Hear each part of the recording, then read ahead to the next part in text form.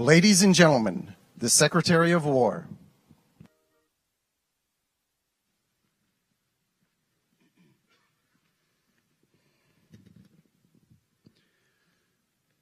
Well, you've heard from me, so now it's the main event, our Commander-in-Chief. I have the privilege every single day of watching him put America first, of ensuring that our warfighters have everything they need. His compass is clear. He's easy to follow because you know he has our back. I was thinking backstage, the man who was the Commander-in-Chief when the War Department was created was George Washington. The man who was president when the War Department was reestablished is President Trump. And when he found out about this gathering of senior leaders, he said, I would be honored to come in order to address and thank the incredible Americans who defend our nation. He has a heart full of gratitude and love for what you do, and we get a chance to see it every day. And I'm honored that this morning you all firsthand get to see it as well. So, ladies and gentlemen, join me in welcoming the 45th and 47th President of the United States, our Commander-in-Chief, Donald J. Trump.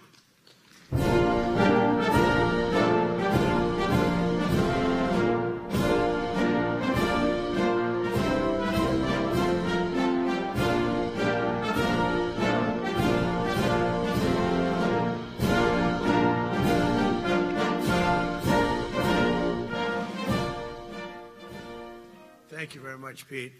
Great job you're doing, too. Fantastic job. I've never walked into a room so silent before. This is very... Oh, don't laugh. Don't laugh. You're not allowed to do that. You know what? Just have a good time. And if you want to applaud, you applaud. And if you want to do anything you want, you can do anything you want. And if you don't like what I'm saying, you can leave the room. Of course, there goes your rank. There goes your future. But you just feel nice and loose, okay, because we're all on the same team. And I was told that, sir, you won't hear a murmur in the room. I said, we got to loosen these guys up a little bit. So you just have a good time. But I want to thank Secretary Hegseth and General Kane, General Raisin Kane for a reason, they call him that. When I heard his name, I said, you're the guy I'm looking for.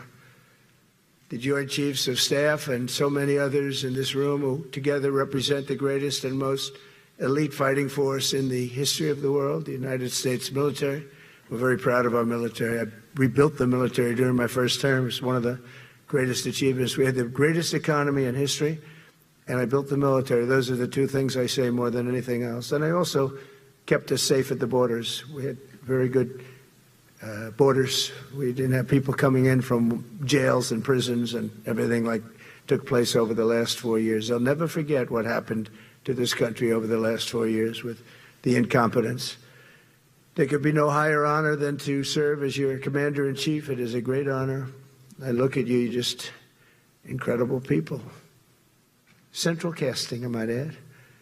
To each and every one of you, I thank you for your unwavering devotion to the armed forces and to the country that we've all sworn a sacred oath to defend. We all have that oath, every one of us.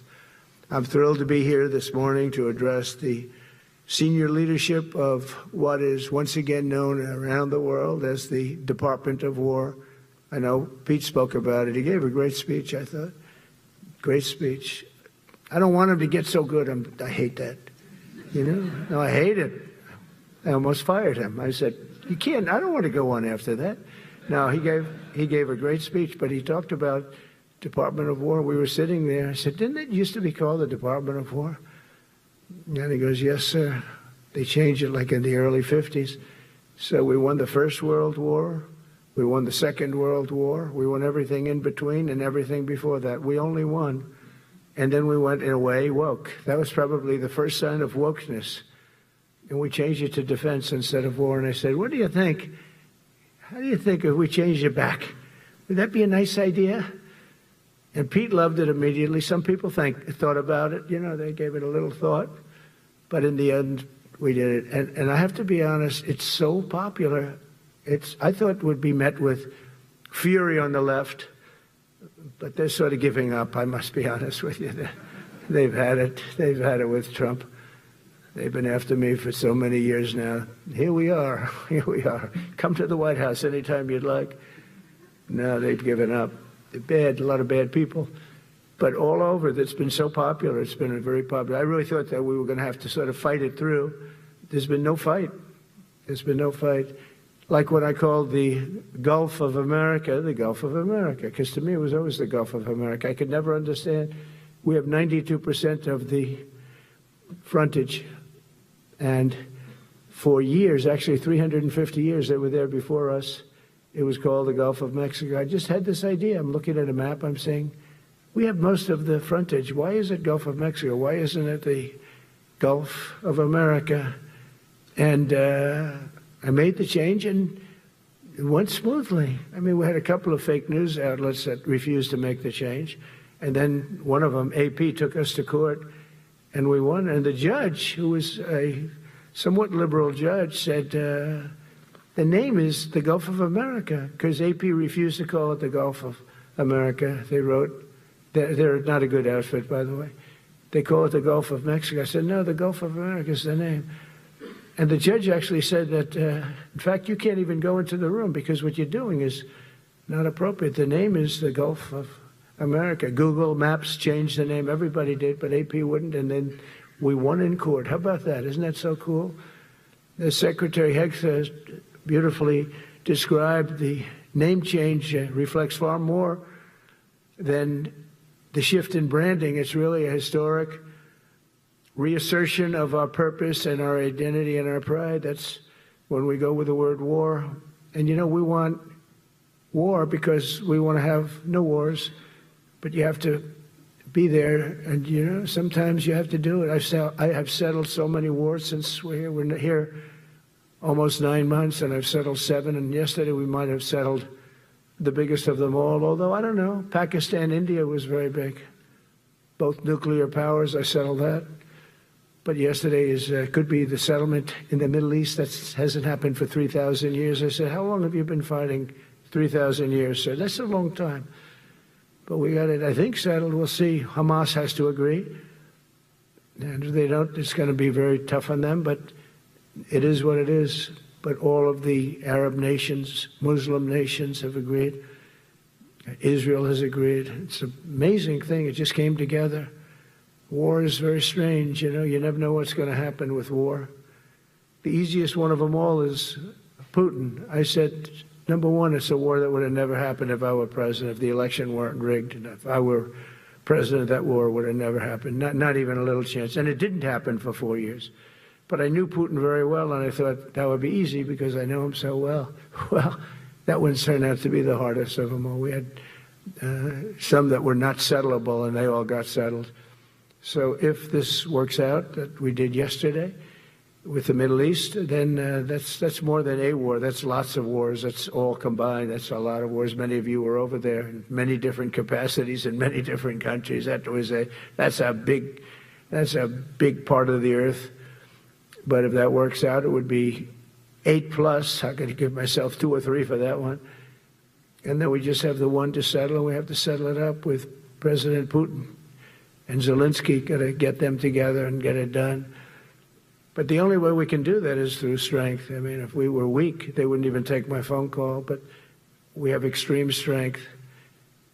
We had the horror show in Afghanistan, which is really the reason I think that Putin went in. He saw that horror show by Biden and his team of incompetent people. And that showed, I think it gave him a path in. I wasn't there any longer. I watched that, and it was so horrible. I think it was the most embarrassing day in the history of our country. And now we're back. And that's it. We're not going to have any of that crap happen, I can tell you. That was terrible, so terrible. Together we're reawakening the warrior spirit, and this is a spirit that won and built this nation, and from the cavalry that tamed the Great Plains to the ferocious, unyielding power of Patton Bradley and the great General Douglas MacArthur. These are all great men. In this effort, we're a team, and so my message to you is very simple. I am with you, I support you, and as president, I have your backs 100%. You'll never see me even waver a little bit. It's the way it is. And that includes our great police officers and firemen and all of these people that are doing so well. Together over the next few years, we're going to make our military stronger, tougher, faster, fiercer, and more powerful than it has ever been before. I rebuilt our nuclear, as you probably know, but we'll upgrade that also and just hope we never have to use it. We have to hope we never have to use it, because the power of that is so incredible. I see things, I don't think they'd show it to you. I really wouldn't want them to show it to you. But when you see the result of what's left, you never want to use that. Never, never, ever.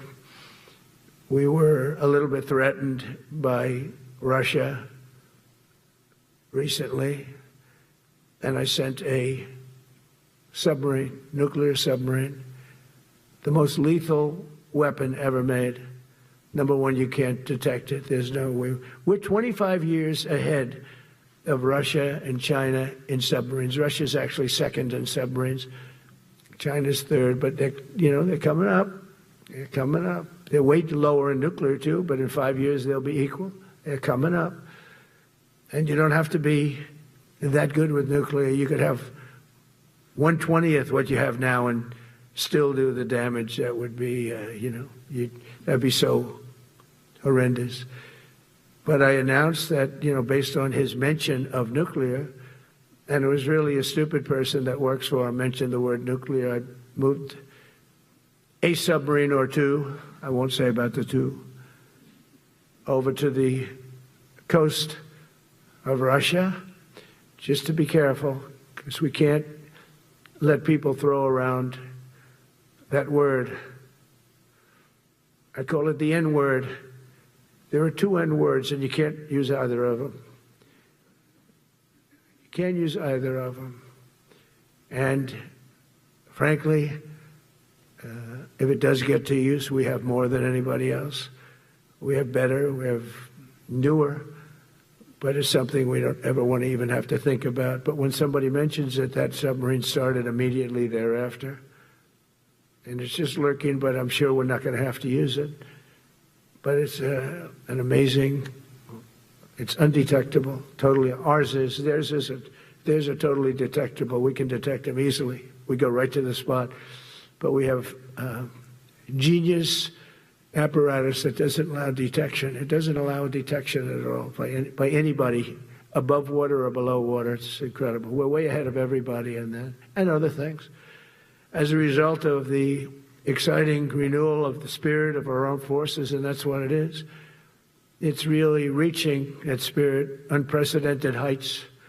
Over the past 8 months, new enlistments, I'm so proud of this, have surged to record highs, the highest we've ever had. And we used to have recruiting shortages. If you remember, about a year and a half ago, I was at the beginning stage of a campaign, and things came out that you couldn't get people to join the armed forces. And by the way, the police also. Fire department. I always put the fire department in because they're great. They're great. And I got 95% of their vote, too. That helps. When you get 95% of their vote, you always have to mention them. But they're great. And they're brave in our inner cities, which we're going to be talking about, because it's a big part of war now. It's a big part of war. But the firemen go up in ladders, and you have people shooting at them while they're up in ladders. I don't even know if anybody heard that. And I said, don't talk about it much, but I think you have to. Our firemen are incredible. They're up in one of these ladders that goes way up to the sky, rescuing people, and you have animals shooting at them, shooting bullets at firemen that are way up in death territory. You fall off that ladder, it's over. It's over. They don't even have to inspect you when you hit the ground. And you have people shooting bullets at them in some of these inner cities. We're not going to let that happen. So I always mention the firemen because that's actually a big problem we have. They are unbelievable. Like you, they're unbelievable people. For the first time on record in 2025, the Navy, Air Force, and Space Force all met or surpassed their recruiting goals 3 months early. That never happened before. And the Army did even better. Congratulations, Army. They met everything. And these were the highest standards because we're making it larger. So these were much higher standards than you had 4 years ago, 3 years ago, during the Sleepy Joe Biden era. And the Army did it 4 months early. And you remember, a year and a half ago, they said the big stories that we're way behind with the Army, Air Force, the Navy, the Marines. We're way behind, Coast Guard.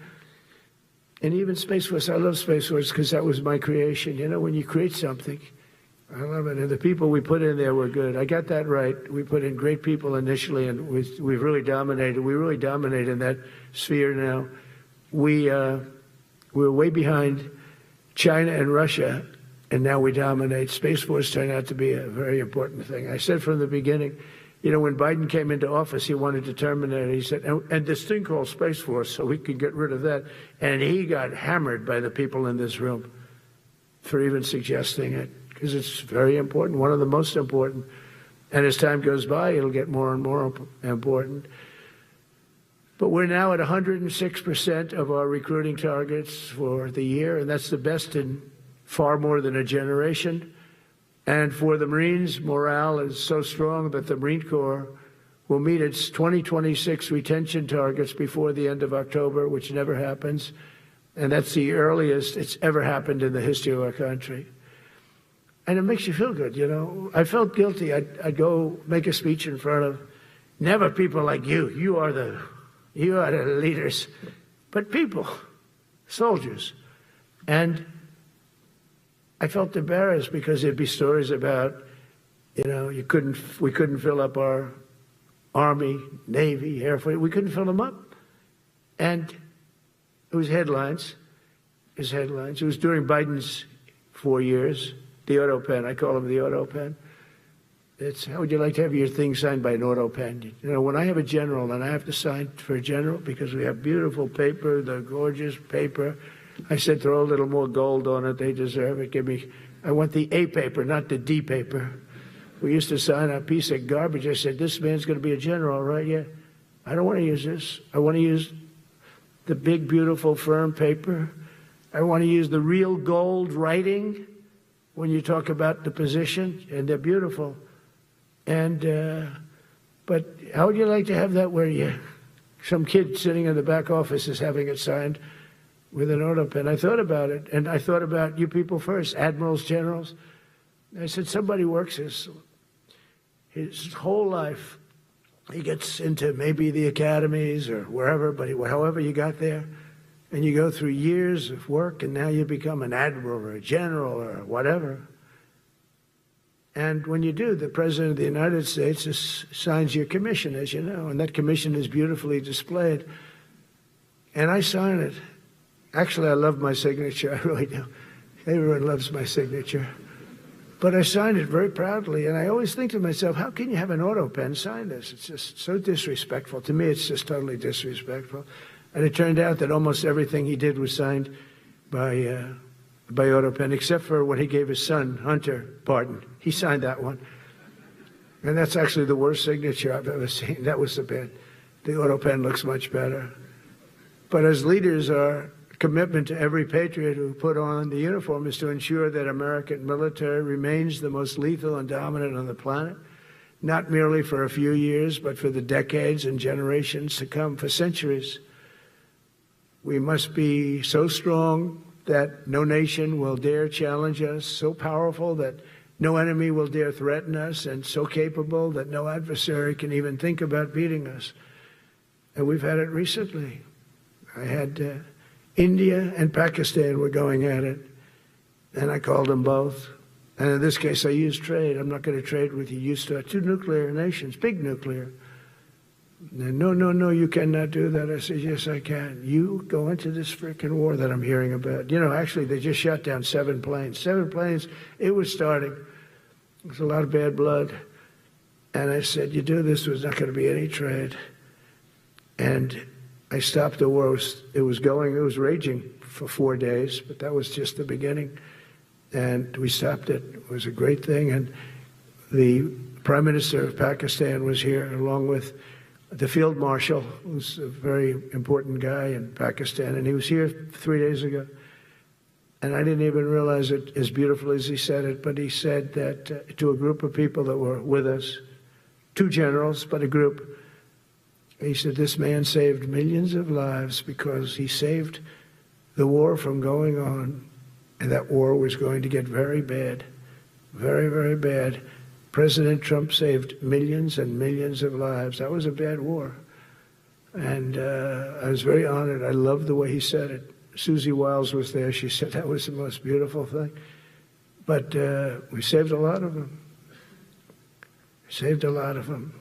Even in Africa, we saved the Congo with Rwanda. They've been fighting for 31 years, 10 million people dead. I got that one done. And very proud of it. So if this works out, we'll have 8 in 8 months. That's pretty good. Nobody's ever done that. Will you get the Nobel Prize? Absolutely not. They'll give it to some guy that didn't do a damn thing. They'll give it to a guy that wrote a book about the mind of Donald Trump and what it took to solve the wars. And he'll get the Nobel Prize will go to a writer. No, but well, let's see what happens. But it's be a big insult to our country. I will tell you that. I don't want it. I want the country to get it. It should get it because there's never been anything like it. Think of it. So if this happens, I think it will. I don't say that lightly because I know more about deals than anybody. This is what my whole life was based on. And they can change, and this can certainly change. But we have just about everybody. We have one signature that we need, and that signature will pay in hell if they don't sign. I hope they sign for their own good and we create something really great. But to have done 8 of them is just like such an honor. And then we have Putin and Zelensky. The easiest one of them all. I said, that one I'll get done. I thought that was going to be first. The others were much harder, some of them.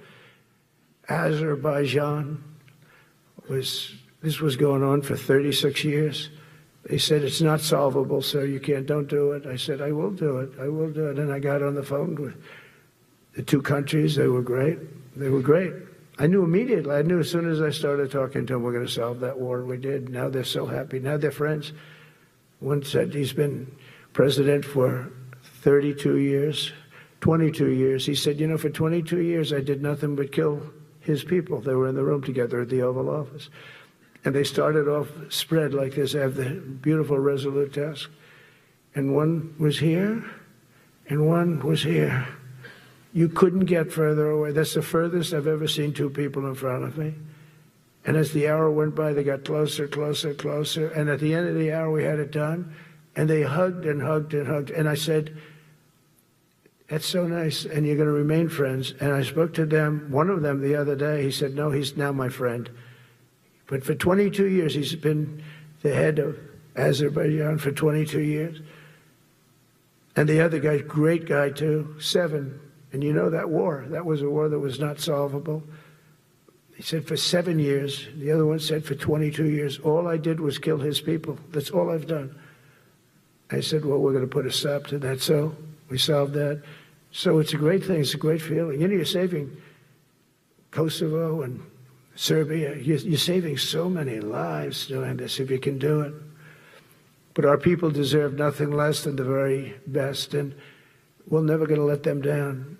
And if we can solve wars instead of you having to fight wars, wouldn't that be wonderful, right? Wouldn't that be wonderful? That's why one of the first executive orders I signed upon taking office was to restore the principle of merit. That's the most important word, other than the word tariff. I love tariffs. Most beautiful word. But I'm not allowed to say that anymore. I said tariff is my favorite word. I love the word tariff. We're becoming rich as hell. We have a big case in front of the Supreme Court, but I can't imagine. Because this is what other nations have done to us. And we have, great legal grounds. But you still have a case. It would be very bad if something happened. But I said, my favorite word in the English dictionary is the word tariff. And people thought that was strange. And the fake news came over and they really hit me hard on it. They said, what about love? What about religion? What about God? What about wife, family? I got killed when I said tariff is my favorite word. So I changed it. It's now my 5th favorite word. And I'm okay with that. I'm okay with that. But they hit me hard. But it is. I mean, when you look at, we've taken in trillions of dollars. We're rich again. And there'll never be, when we finish this out, there'll never be any wealth like what we have. Other countries were taking advantage of us for years and years. You know that better than anybody. And now we're treating them fairly. But the money coming in is, we've never seen anything like it. The other day they had $31 billion that they found, $31 billion. So we found $31 billion and we're not sure from where it came. A gentleman came in, a financial guy. I said, well, what does that mean? He said, we don't know where it came. I said, check the tariff shelf. No, sir, the tariffs haven't started in that sector yet. I said, yes, they have. They started 7 weeks ago. Check it. Comes back 20 minutes later. Sir, you're right. It came from tariffs. $31 billion. That's enough to buy a lot of battleships, Admiral, to use an old term. I think we should maybe start thinking about battleships, by the way. You know, we have a Secretary of the Navy. He came to me because I look at the Iowa out in California, and I look at different ships and the old pictures. I used to watch Victory at Sea. I love Victory at Sea. Look at these admirals. It's got to be your all-time in black and white. And I look at those ships. They came with the destroyers alongside of them, and man, nothing was going to stop. They were 20 deep, and they were in a straight line, and there was nothing going to stop them. And we actually talk about, you know, those ships. Some people would say, no, that's old technology. I don't know. I don't think it's old technology when you look at those guns. But it's something we're actually considering, the concept of battleship. Nice 6-inch sides, solid steel, not aluminum. Aluminum that melts if it looks at a missile coming at it. Starts melting as the missile's about 2 miles away. Now, those ships, they don't make them that way anymore. But you look at it, and your secretary likes it, and I'm sort of open to it. And bullets are a lot less expensive than missiles. A lot of reasons. I should take a vote, but I'm afraid to take that vote because I may get voted out on that one. But I tell you, it's something we're seriously considering. There were powers. There were big powers. They were just about as mean and scary as you could be. And so we're looking at that. One of the biggest cases that we won was the decision of the United States Supreme Court to allow us to proceed on the word merit. Merit. So those two words are right up there. So this is, I would say, the opposite, if you ask for a definition, the opposite of political correctness. We went through political correct, where you had to have people that were totally unfit to be doing what you're doing for many reasons. I won't get into them. But for many reasons, they were unfit. Now, it's all based on merit. That was such an unbelievable decision. I didn't expect we were going to win that one. We went in. We said we need it. We went in for colleges, you know, where kids with a C average are getting into the best colleges, and the kids with A averages won't get in. And kids with the highest boards and the highest marks or the best marks couldn't get into the best schools. And people that had not good boards and not very good marks, I mean, okay, but nothing special, they were getting into our best colleges. I said, this is just crazy. You can't run a country like this. And it was lingering for years, and it got to the Supreme Court, and we won that decision. Merit, everything's based on merit. You're all based on merit. We're not going to have somebody taking your place for political reasons because they are politically correct, and you're not. We take the people that are going to do the best job. That's all. It's very simple. And that's the way our country was built. We were built on merit. We got away from it for a long time. And everyone understands it. And it was done. It was approved. I give great credit to the Supreme Court because I thought they had tremendous courage. I didn't think they'd do that. That was tremendous. I give them maybe for that decision almost more than anything because it's a hard decision to make. It's really hard. The apparatus of our country was not set up for merit. It was set up for political correctness. And you can never be great if you're going to do that. And we're going to be greater than we ever were before. We're bringing back a focus on fitness, ability, character, and strength. And That's because the purposes of American military is not to protect anyone's feelings. It's to protect our republic, and it's the republic that we dearly love. It's to protect our country.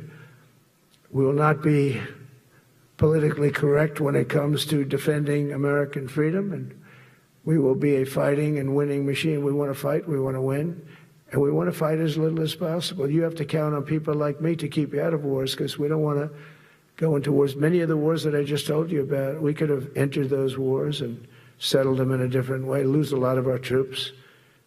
And we could have settled them, I guess, differently. Maybe not, actually. Actually, you might not have been able to settle them. We just would have been in the middle of a lot of firepower. But when we do need it, you're going to be so ready. And you know it. But very importantly, with that goal in mind, I've committed to spending over $1 trillion on our military in 2026, and that's the most in the history of our country. $1 trillion, that's a lot of money. I hope you like that. Ma'ams and sirs, I hope you like it. That's a hell of a lot of money. We have the best of everything. Every branch is seeing major investments, and as I announced in the Oval Office in March, we are rapidly moving forward with the first ever 6th generation fighter jet. I didn't name it. I did not name it. Boeing came in and they said, "Sir, this is our submittal. It's the greatest fighting jet ever done." And you know, they're testing all these planes, all the companies are testing, and this one tested like through the roof. And they said, "We'd like to name it the F-47. I said, "All right, let me think about it." Then after thinking for about 2 seconds, I said, "Okay." You know what that means, 47, I'm 47. So I'm 45, 46, and 47, you know, if you think about it. I just don't want the credit for 46. I don't want to have their open borders and people coming in from all over the world, including jails and mental institutes. I don't want that on my record, but I like having it. We're investing tens of billions of dollars in modernizing our nuclear deterrence capabilities like never before. And we've begun construction on what we call the Golden Dome missile defense shield. It'll be the most sophisticated in the world. You watched it do well until they had some problems at the end with a little bit of a lack of ammunition, defensive ammunition, but they've got that taken care of. But I tell you, it's what we're doing is so good, and we deserve it. You know, we help other countries with it. We don't have it ourselves. And Canada called me a couple of weeks ago. They want to be part of it. To which I said, "Well, why don't you just join our country? You become 51, become the 51st state, and you get it for free." So I don't know if that made a big impact, but it does make a lot of sense. It actually makes, because they're having a hard time up there in Canada now, because as you know, with tariffs, everyone's coming into our country. We have more investment than we've ever had before, $17 trillion coming in. As an example, in 4 years, Biden didn't have $1 trillion. We have $17 trillion more than that in 8 months coming in. And they're coming in from Canada, Mexico, from Europe, from all over. AI, auto plants. Everybody's coming back to the United States. Under my budget, we will be expanding the U.S. Navy by at least 19 ships next year, including submarines, destroyers, assault ships, and more. And it's going to be much more than that as we go along, because we basically don't build ships anymore. We do build submarines, but we don't build ships. Do you know, in the Second World War, they were freighters and different types, but we were doing a ship a day, and now we don't do ships. And I'm not a fan of some of the ships you do. I'm a very aesthetic person, and I don't like some of the ships you're doing aesthetically. They say, "Oh, it's stealth." I say, "That's not stealth." An ugly ship is not necessary in order to say you're stealth. By the way, the B-2 bombers were incredible. That is stealth. They went into that. I was with General Kane and Pete were in we call it the war room, but we're watching them go in, and they were totally untouched. They were not seen. They were literally not seen. They dropped their bombs. They hit every single one of them, hit its target. It was total obliteration.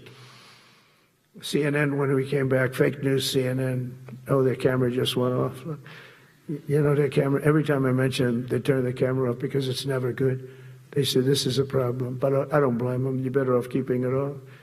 But they have some scammer reporter who started saying, without any knowledge, that he may not have hit the targets as well as they thought. It may not have been obliteration. He did hit the targets, and they got to give us a little credit, right? It was obliteration, it turned out. The Atomic Energy Commission said it was obliteration. They had, not only did they hit the target, they had these chutes. And think of this here. Way up in the sky, there was no moon. It was dead dark. You couldn't see a thing. You couldn't see them. But they had, I guess, a beam going right into these chutes. Every single one of those bombs went right down those chutes into a granite mountain. I think it's the last time they're going to build air chutes. They had these air chutes that were nice, beautiful. They were meant for us. But it was total obliteration. And now they give us credit for that. But these people were phenomenal. I tell you, for the Air Force people here, you can be very proud. That B-2, we just ordered a lot of new ones and updated ones, but I'd take the other ones. Let me tell you, they couldn't have worked any better. So they flew for 37 hours total, back and forth, no stops, no nothing. We had 52 tankers loading them up. And that's a job I wouldn't necessarily want too much, flying a tanker, loaded up with hundreds of thousands of gallons of fuel. I don't know if I'd do that job, General. I asked the question, what happens if it gets hit? Sir, you don't want to know about that, right? I don't want to know about that. But those guys, they just hear us. They're incredible. I had them all to the Oval Office. We had the B-2 pilots and a lot of the people, even the people that took care of them, the maintenance people, just as important. We had them all to the White House, gave them a big party on the lawn, brought some of them into the Oval Office. But on top of all this, we'll deliver a hard-earned pay raise of 3.8% to every soldier, sailor, airman, Coast Guardsman, Space Guardman, and Marine, something you weren't getting from the past administration. They did not treat you with respect. They're Democrats. They never do. Not only are we rebuilding our great strength, but for the first time in years, my administration is actually using that strength to defend the core and vital interests of America. And very simply, we are putting America first. And I have since I've been elected. I've always put America first. It's sort of simple, you know, when you think. My campaign was run on common sense, and we did great. We got the highest numbers ever received in terms of districts. You know, they have it broken up, 2,500 versus 525. We won every swing state. We won the popular vote. We won everything. We won everything. You have to take a look at the map. It's almost entirely red, except there's a little blue line on each coast, and I think that's going to disappear too. We did really great, and part of it is because of our success with the military, the rebuilding of the military, the vote that I got from the military, and they were the vicious people, you know, that we have to fight, just like you have to fight vicious people. Mine are different, a different kind of vicious, but they spread all these horrible, you know, they made up statements and said what I said about everything, but even about the military. But fortunately, the military didn't believe it. It's hard. You know, they make up a statement and they said, you say it. We had 25 people that said he never said that. 25. We had 25 affidavits. And they said, well, we're going with it anyway. You know, these sleazebags. And that's why the press is really losing all power, because people aren't believing it. We need an honest press. We need borders. We need borders. We need an honest press. We need fair elections. I mean, those three things. And we don't have an honest press. We have a really corrupt press, but we fight through the corrupt press. And the people understand you have to do this stuff a lot. You have to go on television a lot because you can't get a fair shake if you're going to rely on somebody else. They don't understand. They've destroyed the image of media now is at the lowest point it's ever been. It's lower than Congress. Can you believe that? It's something. But together with many of you in the room, we've brought back the fundamental principle that defending the homeland is the military's first and most important priority. That's what it is. Only in recent decades did politicians somehow come to believe that our job is to police the far reaches of Kenya and Somalia while America is under invasion from within. We're under invasion from within. No different than a foreign enemy but more difficult in many ways because they don't wear uniforms. At least when they're wearing a uniform, you can take them out. These people don't have uniforms. But we are under invasion from within. We're stopping it very quickly. After spending trillions of dollars defending the borders of foreign countries, with your help, we're defending the borders of our country from now on. We're not going to let this happen. Biden let people come in from prisons, mental institutions, drug dealers, murderers. You know, we had 11,488 murderers allowed into our country by this guy who had no clue. He had no clue. He shouldn't have been there in the first place, but he had no clue. The people that ran the office, the White House, were people that surrounded him, radical left lunatics that are brilliant people, but dumb as hell when it came to policy and common sense. And they allowed people from all over the world, from the Congo. They opened up prisons in the Congo. They came into our country totally unmatched, unvetted, unchecked. And from all over, South America, not just South America. You know, you think South America, no, but from all over. A lot came in from Venezuela. Venezuela emptied its prison population into our country. That's why they have Tren de Aragua, one of the worst gangs ever. But we took care of them. We took good, strong care of them. And I just want to thank the National Guard in Washington, D.C. It's embarrassing to say this. Now I can say it because we solved it. But Washington, D.C. was the most unsafe, most dangerous city in the United States of America. And to a large extent, beyond. And beyond that, you go to Afghanistan, they didn't have anything like that. You go to countries that you would think there's problems, they didn't have that. And now Washington, D.C., after 12 days of serious, serious intensity, we took out 1,700 career criminals. If you have 5 career criminals, they can make your numbers look very bad because they'll commit many crimes a day. But we took out 1,700, and they took them out. There was no doubt who the boss was. They did an unbelievable job. Then they started even cleaning. I said, I don't want them doing that, sir. They were cleaning it up. I drove through it 2 days ago. It was beautiful. People are walking down the street holding hands, man and wife, coming from Iowa. They're not worried about being shot. Washington, D.C. is now a safe city. In fact, I went out to dinner with my crew. I haven't done that. In theory, I wouldn't do it. And I felt totally safe. And nobody's been attacked. Nobody's been hurt. Washington, D.C. went from our most unsafe city to just about our safest city in a period of a month. We had it under control in 12 days, but give us another 15, 16 days, it's perfect.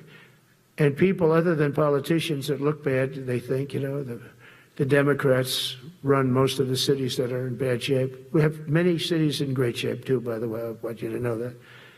But it seems that the ones that are run by the radical left Democrats, what they've done to San Francisco, Chicago, New York, Los Angeles, they're very unsafe places, and we're going to straighten them out one by one. And this is going to be a major part for some of the people in this room. That's a war, too. It's a war from within. Controlling the physical territory of our border is essential to national security. We can't let these people in. You know, we had no people enter in the last 4 months. 0. Even I can't believe that. You know, we had millions coming in, pouring in. 25 million all told, and of those 25 million, many of them should never be in our country. They would take their worst people and their people from prisons and jail, and they'd put them in a caravan and they'd walk up. CNN was interviewing one person. Oh, why are you coming? I want freedom. Good. Were you in jail? Yes. For what? Murder.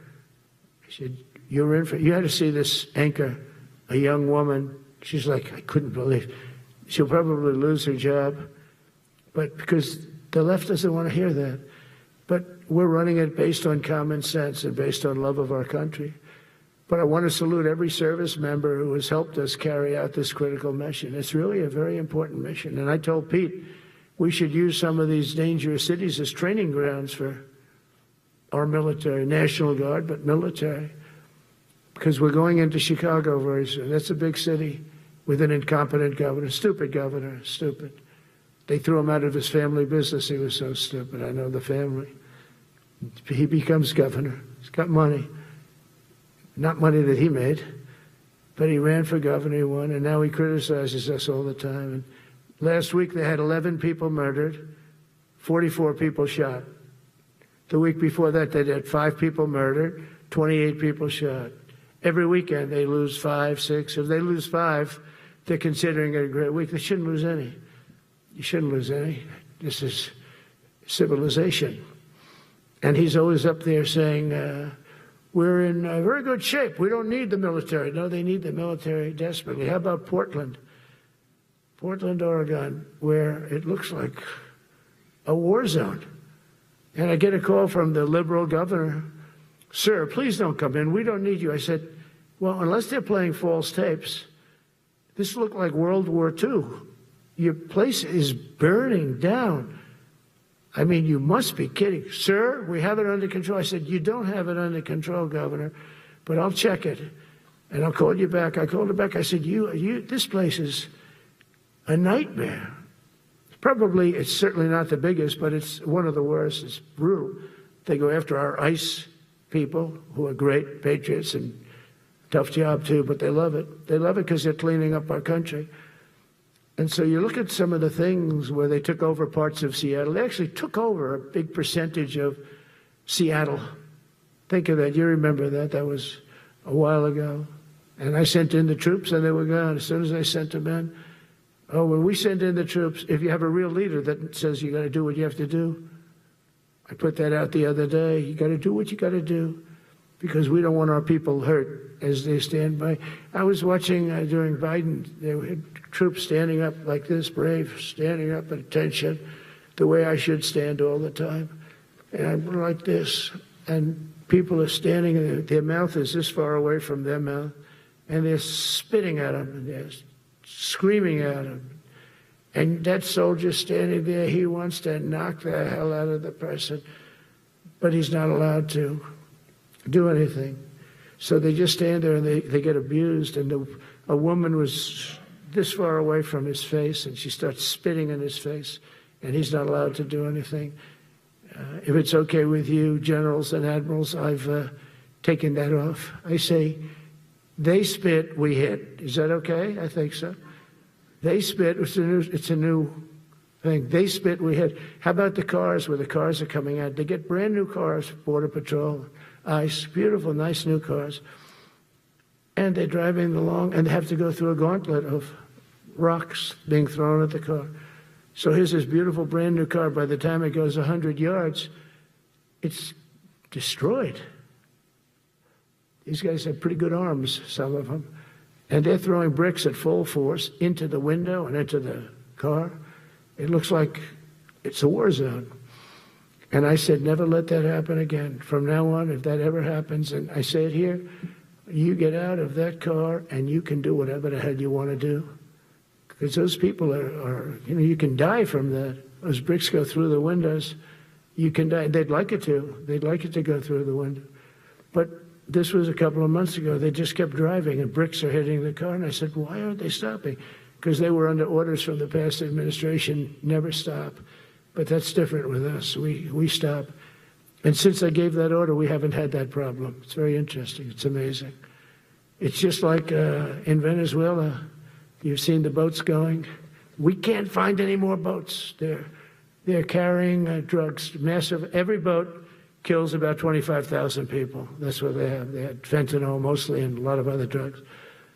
And we take them out, and we've taken out 4. And it's on air. Everybody gets to see it. Not that we like to do that, but every boat kills 25,000 on average. 20. Some people say more. You see these boats, they're stacked up with bags of white powder. It's mostly fentanyl and other drugs too. And now we have a problem. General Kane says, sir, there are no boats out there. Not even fishing boats. They don't want to go fishing. I don't blame them. There'll be no fishing today. But it's amazing what strength will do, because all we want to do is stop drugs from flowing into our country. It's destroying. We lost 300,000 people died last year. Everybody knows, friends, many friends probably, that you lost a child or adults too, but you lost a son or daughter because of what's coming into our border, and we're making it very hard. Oh, and we haven't even started yet. Last month I signed an executive order to provide training for a quick reaction force that can help quell civil disturbances. And this is going to be a big thing for the people in this room because it's the enemy from within, and we have to handle it before it gets out of control. It won't get out of control. Once you're involved at all, they all joke. They say, oh, this is not good. You saw it in Washington. We had gangs of Tren de Aragua with 10, 12, 15 kids, and these military guys walk up to them, and they treat them with disrespect, and they just got pounded. They just got pounded. The gang just pounded, then thrown into paddy wagons and taken back to their country.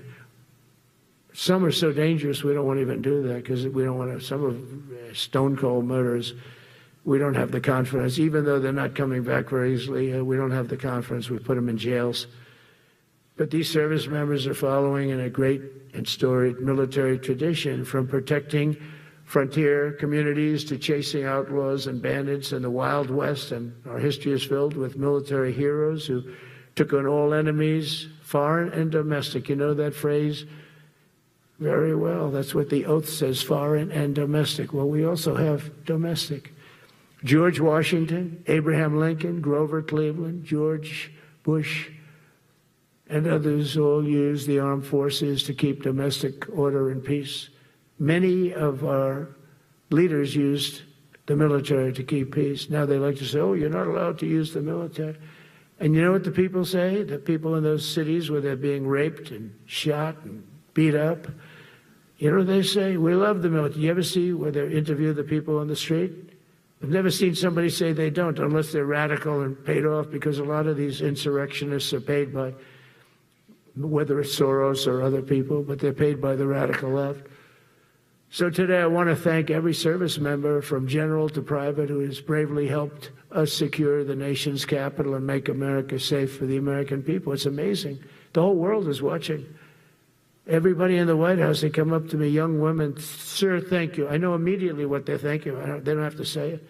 They walk to work now to the White House. We haven't had a crime in Washington in so long because we got the careers. We call them the careers. We got these lunatics out, and they'll never be any good. You know, I hate to tell this to the liberal media. You could spend time with them. You could do whatever you want. You could send them to the finer schools, which they couldn't get into anyway. Mentally, they couldn't get in. But no matter what you do, they'll never be good. They're bad. They're career criminals. I don't know. Maybe they were born that way. Some people don't like me to say that, but maybe they were. Certainly some were.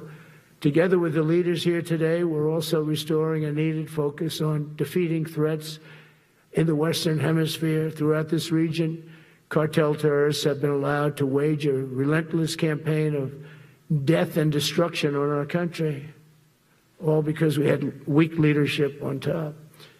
And we did a great job with it first term, but this is something else what we're doing now. We're taking it to the next level, probably next level times 3. But we had COVID come up, and we had to take care of that. We did a great job with COVID. We had the therapeutics. It was just Regeneron, so many things we did for COVID, but we had to focus on that, and every other country in the world was being decimated by COVID. So we had to change gear a little bit to take care of that.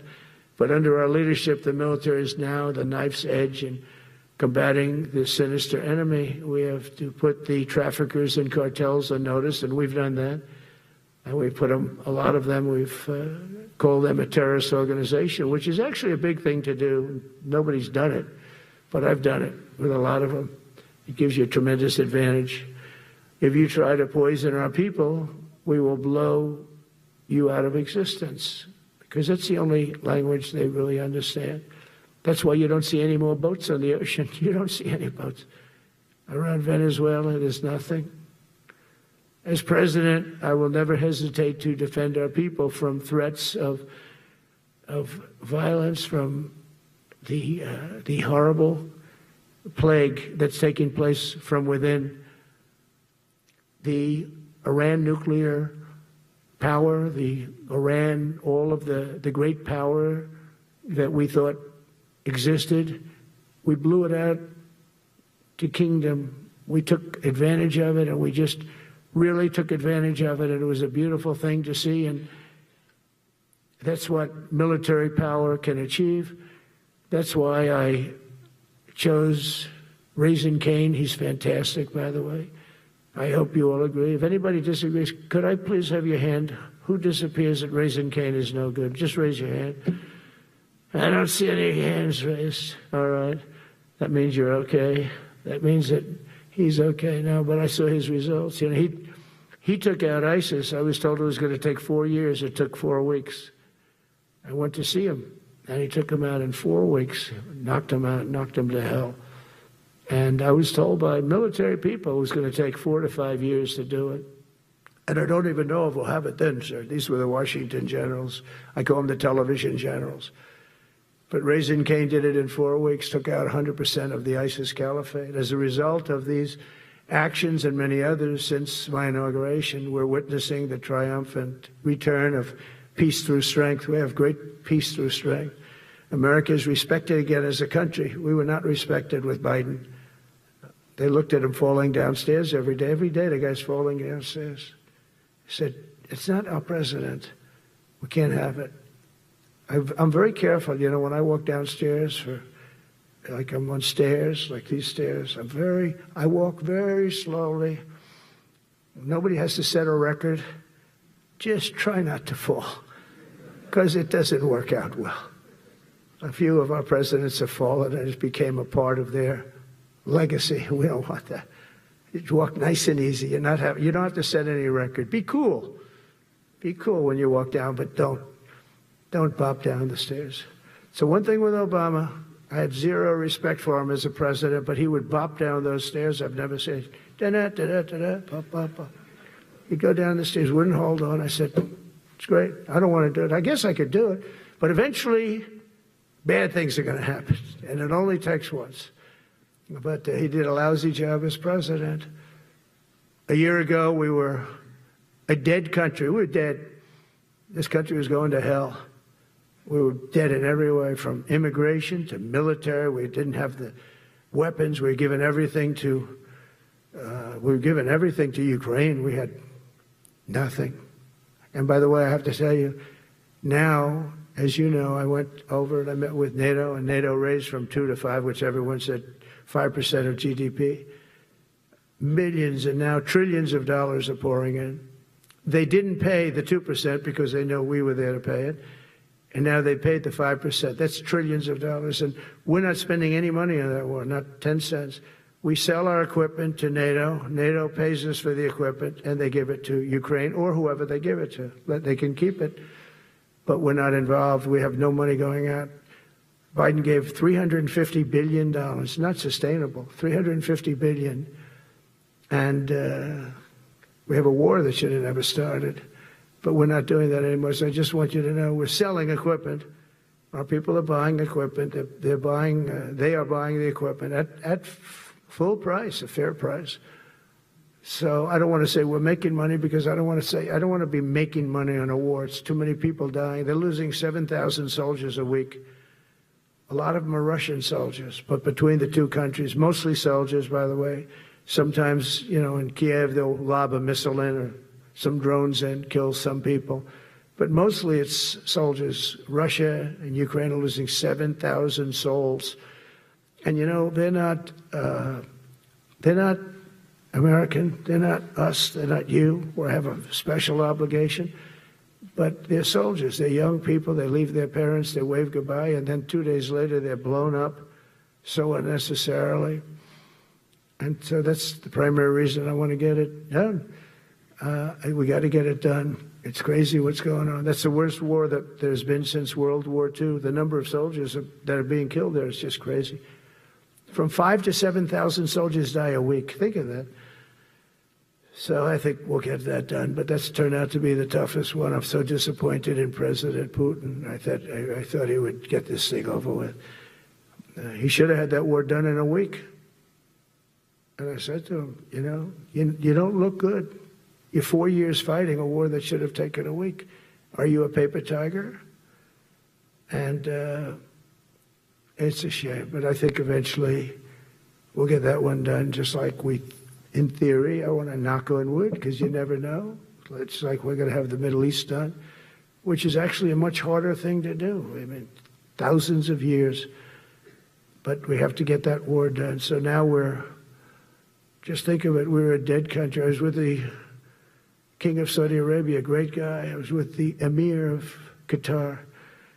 I was with the great leadership of UAE. I was over there. We brought back $2 trillion and more. They ordered 200 planes, Boeings. They ordered so much, and they were great. But they all said essentially the same thing. They said, 1 year ago, you were a dead country, and now you're the hottest country anywhere in the world. We're the hottest country in the world right now. The absolute hottest country in the world. There's nobody even close. Putin said that to me. We met in Alaska, had a good meeting. Then he went back and started sending drones into Kiev. I thought we had a good meeting. But it's one of those things. But we were a dead country a year ago, and now we're the hottest country anywhere in the world. Think of that. You can be proud of that. And you must have felt like hell when you have a wife or a husband at home, and you used to read the numbers that we can't get people to join the Army, Navy, Air Force, Marines, Coast Guard. You must have felt like, I have a job that nobody wants. That doesn't feel good. Well, now you have a job that is brimming over with people wanting it. They want it. And you're able to get a much higher quality because now you have your choice. You want so many. And we're going to have many, many people that aren't going to be able to join because of the fact that we don't need them at this moment. But think of it, what a difference that is from, I could just imagine 2 years ago, you're reading front page articles in the New York Times, of course, and Wall Street Journal. They always give us unfair stories. But they played it so big. They were playing it so big. Nobody wants to join the Army, the Marines, the Air Force. They don't want to join. They don't want to join the Coast Guard at all. Nobody wants to join. Nobody wants to join our police forces. Our police forces also. It's almost went hand in hand. And I used to say, boy, I'm speaking in front of the military today, and it's embarrassing because I'm speaking in front of people who have a job that other people don't want, but now you have a job that everybody wants. So I think that has to make you feel good. It's one of the reasons I love being here today, because I wanted to say that. I have to say that everybody wants to be in the Army, the Navy, the Air Force, the Marines. If you think the Coast Guard and Space Force, our beautiful Space Force, it's a whole different world. And now they're signing up, by the way, seriously big numbers for the police. Dangerous job, isn't it? Huh? Fire department.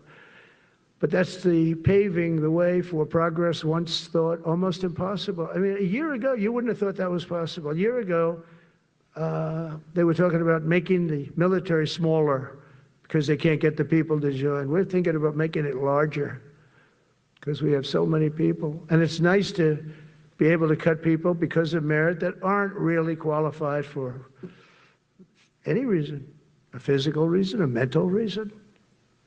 You don't have to take them anymore because you have the pick of the litter. And they all want to be with you. They all want your job. They want to be with you. They want to work with you. They'll even take your job, Got to be a little bit sharp. You got to watch it. But everybody wants to be doing what you're doing now. What a difference. When I speak to you, and I can say that as opposed to a couple of years ago when I was talking to rooms where they were desperate to get people and they couldn't get them. What a difference a presidential election can make. That's all it is. It's just a presidential election. Yesterday at the White House, we put forward a plan for peace in Gaza. We announced it, and we're going to create something that was my idea, but unfortunately I got drafted.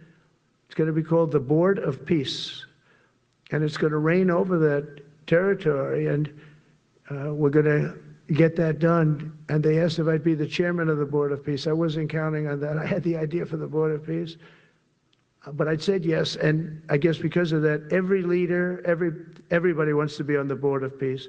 And we're going to watch over that very volatile part of the world and keep it non-volatile so you don't have to get involved. We want to save you for other things or save you for nothing from that standpoint. We don't want you fighting wars, but if you have to, you're the most lethal fighting force in the world. And I would say that even 2-3 years ago, but now I say it with great enthusiasm. It's so true. And we're striving tirelessly to end the terrible war in Ukraine. And as you know, we're also working hard to get the allies to share more of the burden of our defense. Much of that has really already taken place. But all NATO members have committed to the increase that I talked about. Think of that. That was unthinkable. It used to be 1%, then we got it up to 2% in my last term. And they did not like it. And now I got it to 5%, and I get along great with all of them. In fact, they call me the president of NATO. I said, I don't think so. But they're great. They're great people, and they're spending a lot of money, and a lot of money that they should have been spending in the past. But I think Putin was a wake-up call for them, really. We're now selling large quantities of American-made weapons to NATO, and we're getting really fair pricing. We're making a lot of money. It's my hope that from Europe to Asia to the Middle East, our allies will make similar commitments to increase their military capabilities.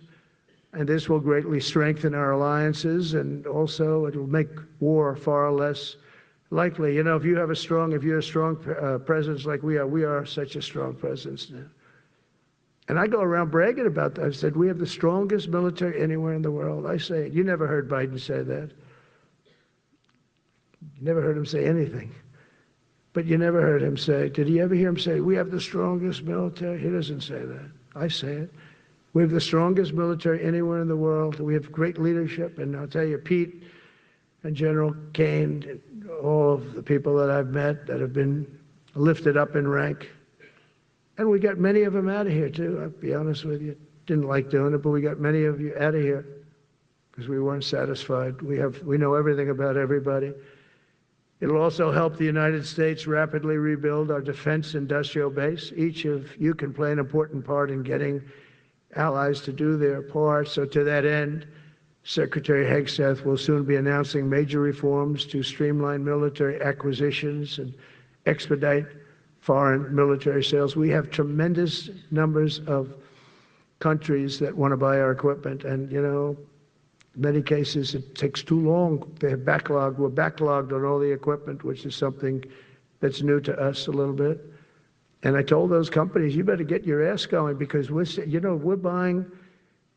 you a lot of equipment. We're getting countries to buy your equipment. You got to produce the equipment. Some of the countries, I'm not going to mention, but some of the countries are buying a lot, and that's a good thing. They're on our side 95%.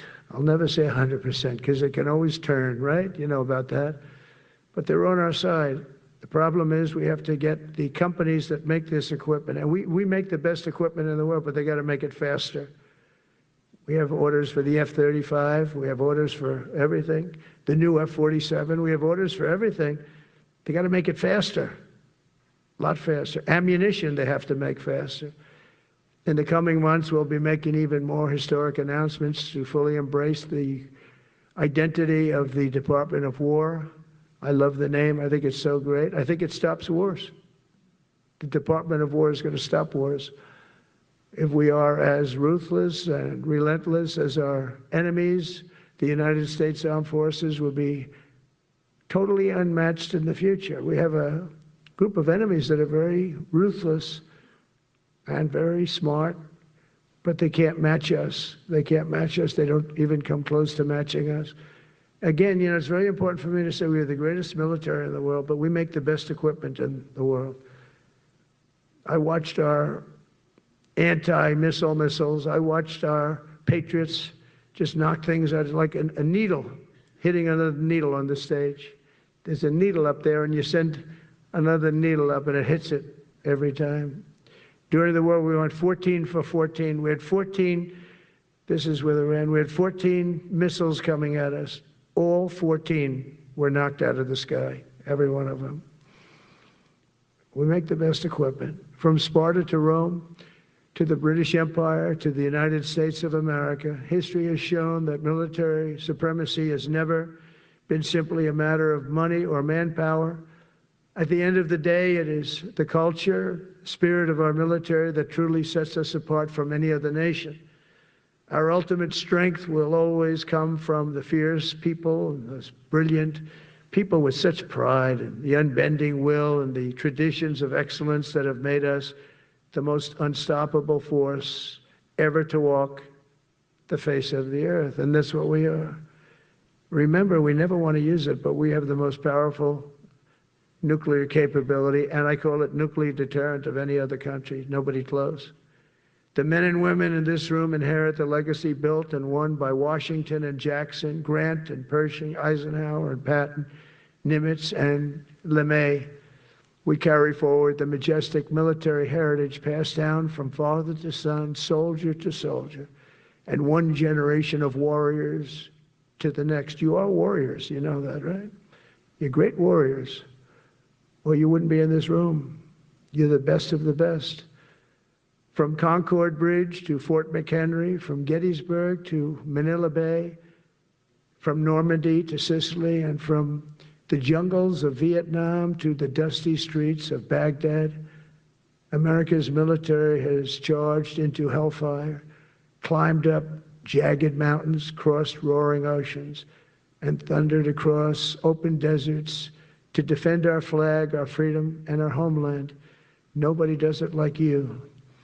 Now we are discovering American muscle, reasserting American might, and beginning the next story chapter in American military legends and lore. That's L-O-R-E. It is lore. When it comes to defending our way of life, nothing will slow us. No enemy will stop us. They cannot stop us. And no adversary will stand in our way. They won't stand in our way. We don't want them to stand in our way. We don't want to even put them in that position, but they're not going to stand in our way ever again. You'll never see 4 years like we had with Biden and that group of incompetent people that ran this country that should have never been there. Because we had the United States military, the best, the boldest, the bravest that the world has ever seen, that the world has ever known. With leaders like we have right here in this beautiful room today, we will vanquish every danger and crush every threat to our freedom in every generation to come, because we will fight, fight, fight, and we will win, win, win. I want to just thank you once again, and God bless the United States military, and God bless America. God bless you all. Thank you very much. Thank you.